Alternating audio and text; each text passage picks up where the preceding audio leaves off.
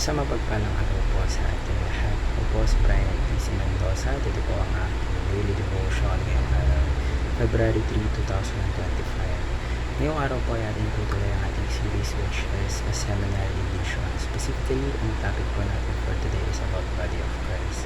Umirma ka na ba para sa iyong kaligtasan? At ang ating talata po para sa araw na ito ay magagaling sa Romans chapter 12 verses 4 and 5. Sabi ko dito, basahin ko po. For just as each of us has one body with many members, and these members do not all have the same function, so in Christ we, though many, form one body, and each member belongs to all the others. So ngayon, upang ating mas maunawaan kung ano ang nakasaad sa talata natin, upang mas maintindihan natin ang ating devotion, ngayon po tayo dadako sa ating mga teachings for today. Una po, sabi po dito, basahin ko po. We are one family in Christ. So, kahit saan man tayo galing, or kung ano man yung mga pinagdadaanan natin, or ano man yung mga pinagkaiba natin.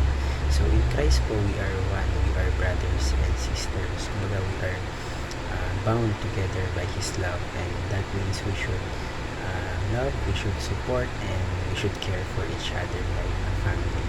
Ikalawa po, we are ambassadors for Christ. So, ang ambassador po, kumbaga, siya yung nagre-represent sa isang country wherever they go. So, katulad po ng ambassadors, in the same way, we represent Jesus in the world. So, yung mga words natin, yung mga actions natin, or even yung attitude natin dapat nagre-reflect sa ating Panginoon where we show His love and truth to those around us.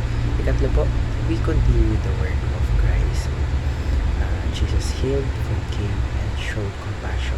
Mission niya, it didn't end when He ascended. So, it continues through us. We are His hands. And, kumbaga, we are His hands and feet wherein bringing His hope and love to a broken world. So, paano po natin ma-apply ang ating mga teachings for today? Ngayon po tayo dadako sa ating application. Ano po? Treat others as you would treat your own body. So, kaya po ng pag-alaga natin sa sarili natin, we should take care of others.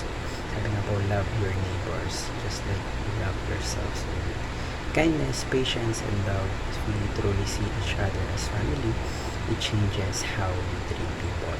Ikalawa po, share the message of reconciliation. So, ang ating Panginoon sa Kristo po, He came to reconcile us with God, and we are called to share the message. So, whether through words or through actions, ipakita po natin sa iba that there is a God, there is a Jesus Christ wherein we can find peace and restoration sa pamamagitan niya. And last but not the least po, continue the work of healing and restoration. Still po sa mundo talagang napakagulo wherein people struggle with pain, with loss, and hopelessness. And tayo po, we are called to bring healing wherein whether through encouragement, acts of kindness, or simply being there for someone.